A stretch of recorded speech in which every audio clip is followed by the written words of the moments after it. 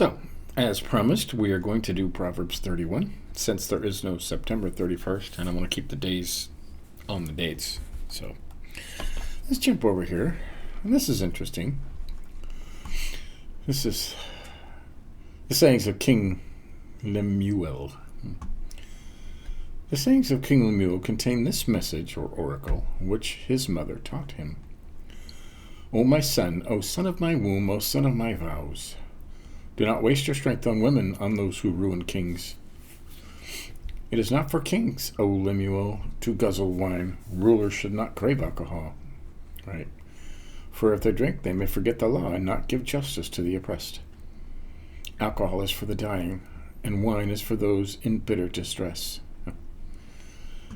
And this is a famous one right here. Let them drink to forget their poverty, and remember their troubles no more. Okay, talking about those dying and in bitter distress. Forget their poverty.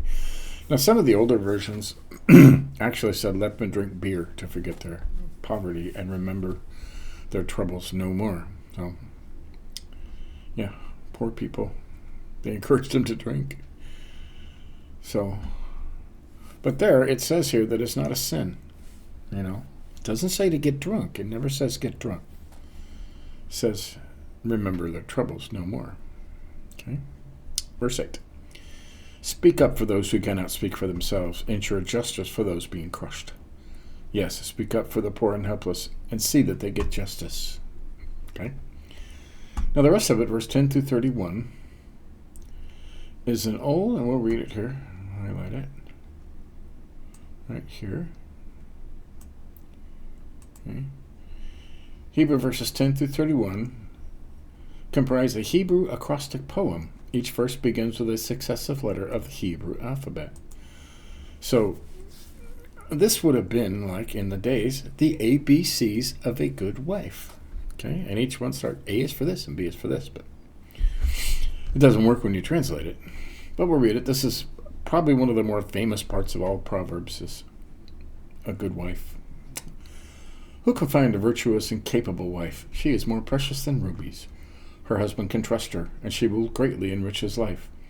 She brings him good, not harm, all the days of her life. She finds wool and flax and busily spins it. She is like a merchant ship bringing her food from afar. She gets up before dawn to prepare breakfast for her household and plan the day's work for her servant girls. Yeah.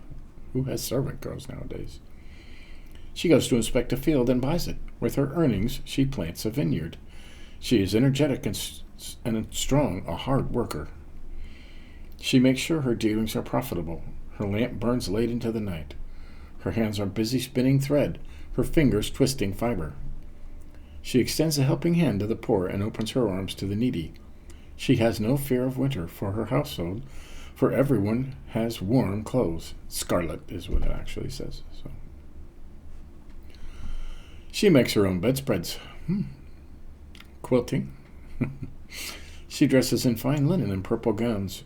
Her husband is well known at the city gates, where he sits with other civic leaders. She makes belted linen garments and sashes to sell to the merchants. She is clothed with strength and dignity, and she laughs without fear of the future. When she speaks, her words are wise, and she gives instructions with kindness. She carefully watches everything in her household and suffers nothing from laziness. Well, her children stand and bless her. Her husband praises her. There are many virtuous and capable women in the world, but you surpass them all. Right. That's true. Charm is deceptive, and beauty does not last, but a woman who fears the Lord will be greatly praised. Reward her for all she has done. Let her deeds publicly declare her praise. So that is an acrostic poem. So that's Proverbs 31. That's the last proverb in the book of Proverbs. I'm going to start this over again, and I'll probably do it in a different version. I think we'll use the NIV next time. Maybe the sayings are a little different, we'll learn a little more. So, but big verse, verse 7. Let them drink to forget their poverty and remember their troubles no more. Well, so, yeah. There's Proverbs 31. That was a short. We won't read it all over again. Talks about a good wife. So, that's the end of Proverbs for the month of September. We'll start again tomorrow with Proverbs 1. Like I said, we'll probably do the NIV next time, a different version. Get some different ideas, different translations. So, till tomorrow when we start with October 1st, back to Proverbs 1. See you next time. God bless.